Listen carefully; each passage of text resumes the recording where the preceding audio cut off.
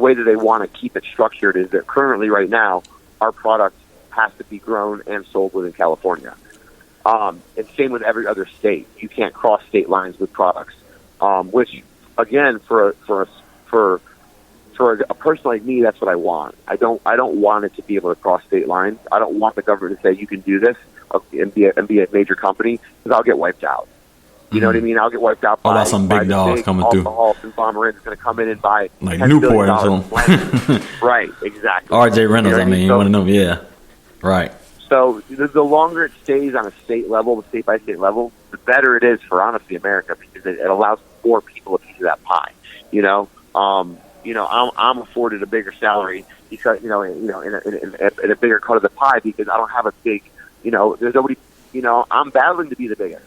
You know what I mean? Like I actually have a fighting chance to be the biggest one day within California. Whereas if Marlboro came into the business, I would stand a chance. So right now it's like it's kind of like the next 3 to 5 years are going to be the golden years. I feel the industry's going to change the most in the next 3 to 5 years, and then in the next 10 years, it'll kind of be more on a national level, I believe. I'll hopefully be long gone out of this business by then. I've got a 5-year plan myself. I want to be done in 5 years. And then you're out. So you're just basically getting in and getting out. I'm out of the business. Who knows about this? It depends how much I sell out for. It all depends on how many zeros Marlboro puts on the end of my check. That's the ultimate goal. How many zeros you guys want to add? You want to go through there? I'll never come back. Right. Now, since nobody knows who you are, we can talk about some of the luxuries that you have been afforded in your life that did not happen before but are happening for you now. We spoke about the way that you travel. I just want you to share with my audience the way that you now travel to get from here to visit your family in Florida. Yeah, it's not even just because of the business. Technology has made it a little bit more available, and just flying private is now a lot more available to a person like me. It's not even that expensive, to be quite honest with you, man. It's gotten a lot more affordable, but it's an expense that I never would have dreamed of spending in my life before. You know what I mean? Like, and in a million years, I've dreamed of spending money on flying private until I did it one time. And I said, I can kind of maybe do this. I can swing this, And it's cool. And I flew private the other day and was on the flight with Lobos from Power. Lobos. Cool. Yeah, hung out with him for a few hours, talked some shit. So it's cool. It's definitely a cool little networking thing, and it's especially for a guy like me, because again, marijuana is taboo in some places, but not not in the liberal media and the arts and in California. So a lot of people, especially on the flights, are very interested in talking about it. They're just interested in it. It's fun to talk about. It makes people happy. There's not really anybody that gets upset about it. You know what I mean? It's like I have a job that everyone smiles when they see me. Like, what more could you ask for in life? Right. Now, how does that come up in conversation? I mean, just they basically, it's not a conversation. You're not wearing a T-shirt like, "Yo, I'm the legalized weed man." You know what I mean? It's just upon you. People just ask. Mm-hmm. Just ask what you do. You know what I mean? Like, I'm a very open person. I have a kind of personality in the appearance to be. I'm very approachable. And I'm willing to talk to people about certain things. Especially if I'm sitting on a plane for 5 hours looking at you, I might as well sit there and talk to you. Just kind of people just bullshit, ask what you do, and you tell them. And for the most part, I let people just ask questions. I don't really go into details with everybody, but I let them ask questions because everyone's curious about different aspects of the business. Because there's like I said, there's a lot of aspects of it. There's the actual growing aspect and the science behind it. Right. There's the actual, there's all the post production and the processing of it. Now in our case, the actual production of another product with a design element and everything else that actually goes into that. And then it's in another aspect of it. There's the security aspect of it. Because one of the things. Well, I've been afforded nicer. The ability to live a little bit nicer of a life than I was before. As far as material wise. Yeah. I also have to watch my back a little bit more because I'm a target. At any point, it's we basically are protecting a small bank. In our grow. So and that's really the way we have to look at it. We're sitting on a piece of property that holds value to people. So it's like Fort Knox around your warehouse. Oh yeah, no, our especially ours. Ours is pretty. we when we did our security for our building and we put like exterior metal walls around our building. Our security told me asked me like, "Do you guys need us anymore?" Like, no one can ever get inside again. But we spent a lot of security, man. We had an attempted robbery last year where they got inside and shot at us. They got inside and shot at you? Yeah, they got inside and shot at us. And you're in Oakland, right? Yep, we are in Oakland. Yep, we are in the heart of West Oakland. Damn, it was one of MC Hammer's boys. Yeah, they came inside. Got inside, got off a couple shots. No one got hurt, thank God. They didn't take anything either. So we got lucky. They tried though. That's crazy. Going and shooting and steal your plants. I'm like, I would have shit. Y'all need to have something firing back at their ass. You can't though. That's the other thing is we're legally not allowed. So those are the things that we have to deal with. Is that we basically have to allow ourselves to be vulnerable to a certain degree because look, we call the cops. You come in here and have a gun, I'm definitely calling the cops. I was supposed to fast and tell those guys, like, stop trying to get here now. You know what I mean? Like, I pay my taxes, you come protect my ass. And they did. I was there within a few minutes, lucky, that's why no one got hurt, So as a business, you can't have your own armed guy up in there yourself? No, because there's a federal law that denies weapons to be used around Class 1 drugs. Woo! So that's crazy. That's what cannabis is still considered. So we don't want to cross that federal law because then it'll erase our state sanction. Dang. So those are the little loopholes that we have to fight and play with, and and it's a risk. And that's why it's like, I want to be able to fly in a private jet every now and then because damn right I'm freaking relaxing for the first time in 3 months. I know I'm not going to get hurt on it. Right. But and again, over the next 4 to 5 years, it's gonna, it'll change because it will become less taboo. People will be more willing to call the cops. When things happen.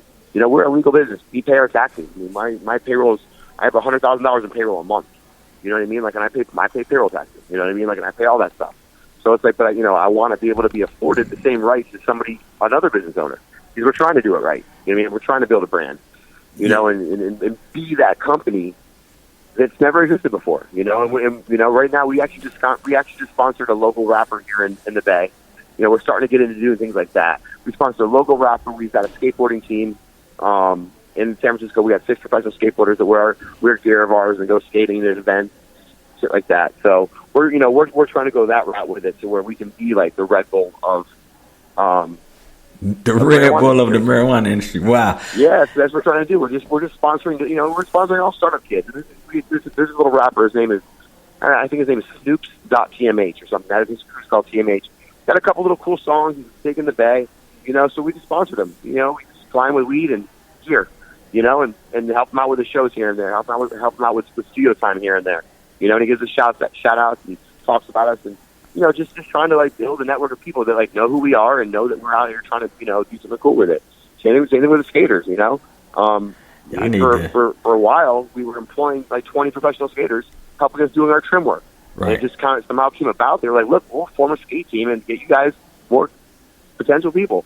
And it's cool to see people that step up and want it. Like they're approaching us saying, well, you help. If you buy me a T-shirt, I'll wear it on TV. And right. It's going that route, so that's the route we're going with it. Well, you being in the Bay Area, being in Oakland, there's a lot of rappers. I mean, you can go B-list rappers out of that area. I guess Hammer would be A-list, but you can go with Too Short or Hammer, or any. What's my man name?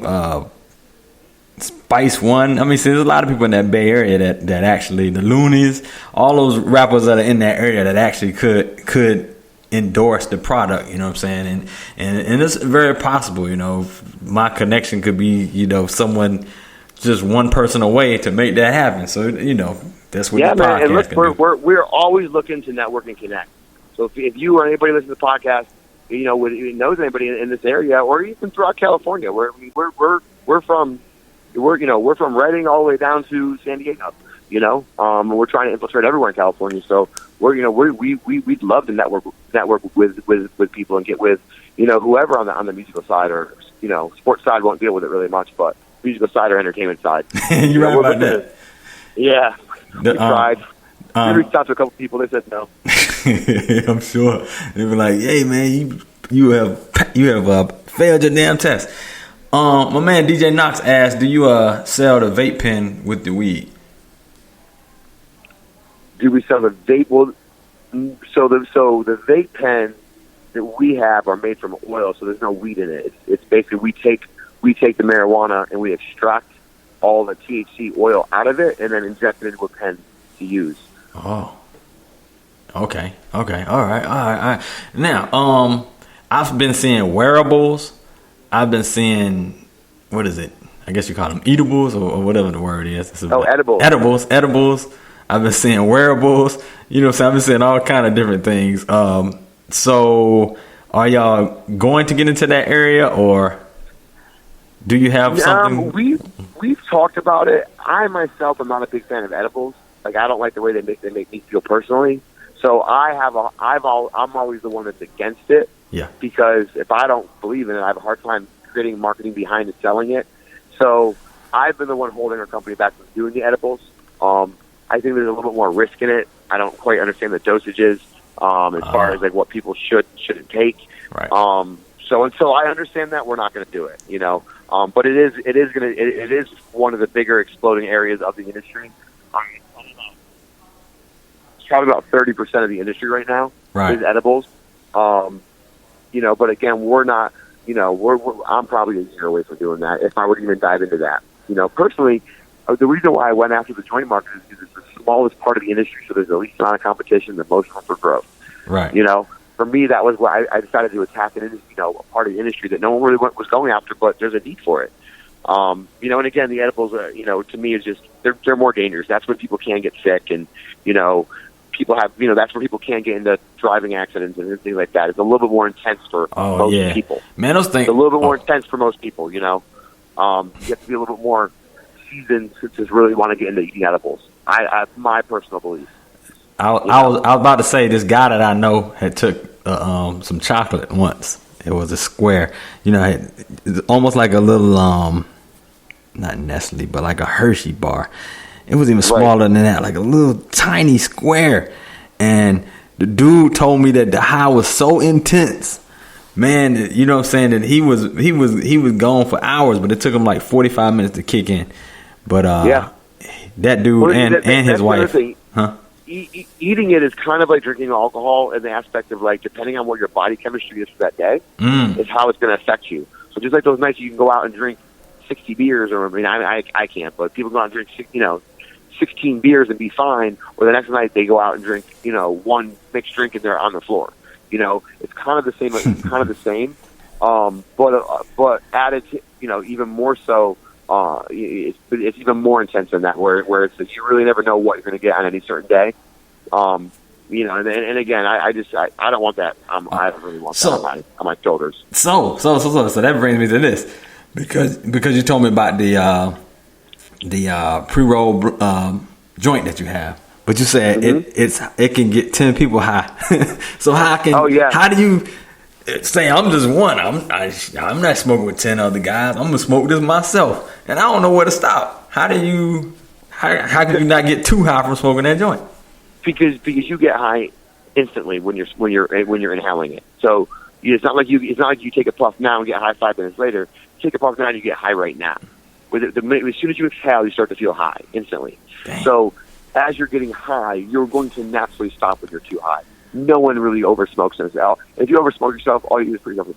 That's all you can do. You can't oversmoke yourself. It's impossible. So look, I smoke. Those same 10-person joints, I smoke 5 a day by myself. So you can build up a tolerance for them very easily, like I do. But for the most part, most people I know that smoke them by themselves take a puff or two and put it out, and they're good for 2 hours. Wow. If y'all got any questions, hit my man up at 404-735-0602. My man Joey, that's 404-735-0602. It's also going to be in the chat room if y'all got a question. All right, so another question for you, man. As far as your family, and I don't know, are you based out of up north? Because you kind of remind me like of a guy from, like, I don't know, the New England area. So before Miami, where's your family originally from? I was upstate New York. Okay, so yeah, all my family's New York. Yeah. All right, so I'm a fast talking New Yorker from Miami who now lives in California. There you go. Now,